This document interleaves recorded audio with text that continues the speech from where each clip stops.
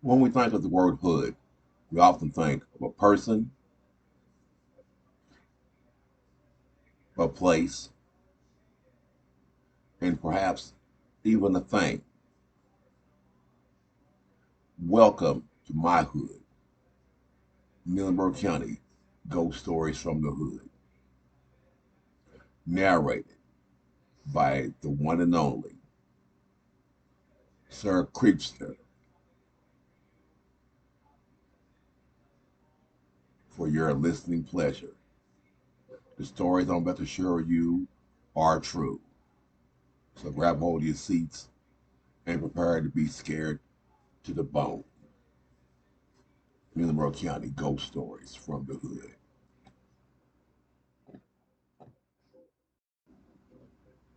Today, I'm going to share a true story with you that literally solidified whether or not I believed in ghosts or anything dealing with the supernatural. It was an October day, a Wednesday to be exact.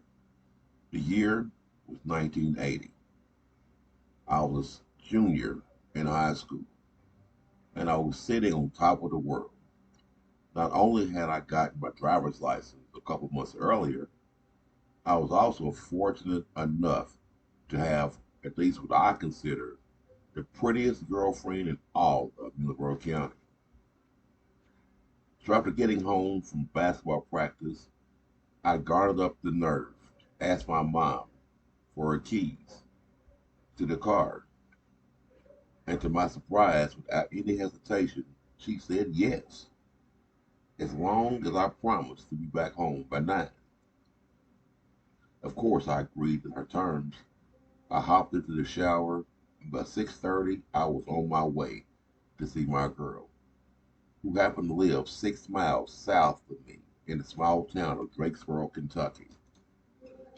The ride to Drakesboro was usually a common ride this time of the day, traveling on a stretch of road known as US 431, especially since the large power plant known as TVA had already had its shift change, and the highway wasn't flooded with the workers driving to and from this humongous plant.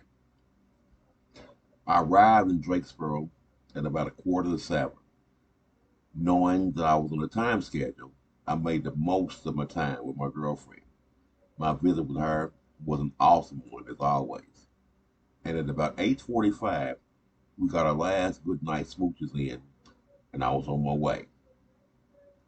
I had only gotten about a mile or two outside of town, jamming to the sounds of Genius of Love by the Tom Tom Club, when all of a sudden, out of nowhere, I started getting cold chills all over my body, and I couldn't explain why.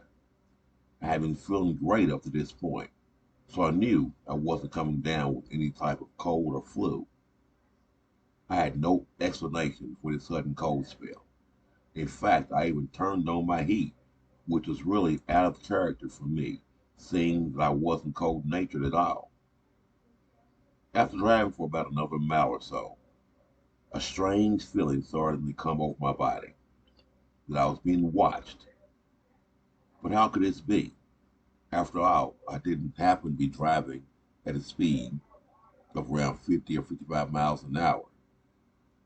I would soon find out that meant nothing, because out of nowhere, a little voice in my head told me to look out of my driver's side window.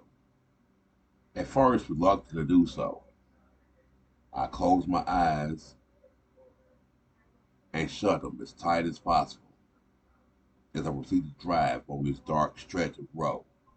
But my curiosity quickly got the best of me. I just had to at least take one glance out of my window. This was a decision that I quickly come to regret. One to this day I wish I had never made, because what I saw frightened me to the bone. Out of nowhere, running effortlessly beside my mom's '76 Impala, was a slender, almost translucent man, smiling at me as he ran beside the car. Chills shot up and down my entire body as I gripped the steering wheel with both hands and punched it. for at least 2 miles. To avoid wrecking the car, out of pure terror, I broke down my speed to about 40 miles an hour, still hearing the song I've been playing faintly in the background. With my mind quickly trying to process this whole ordeal, the little voice in my head spoke to me once again, only louder this time, as the cold chills started to occupy my body. With my left eye tightly closed, I slowly opened it and looked once again out the window. And to my disbelief, there he was, running and smiled at me as if he was involved in a race in which he obviously was winning. At this point, I knew that what I was seeing could not be real. So in a last-ditch effort to not completely lose it, I put the pedal to the metal, jumping the railroad tracks, running 3 red lights. I finally made it to my destination. I was home, nearly forgetting to put the car in park. Once I made it there, in the driveway, I leaped out of the car. I ran to the house, while the whole time I was glancing over each of my shoulders, making sure that this entity had not followed me home. What I saw and experienced that night can't be explained.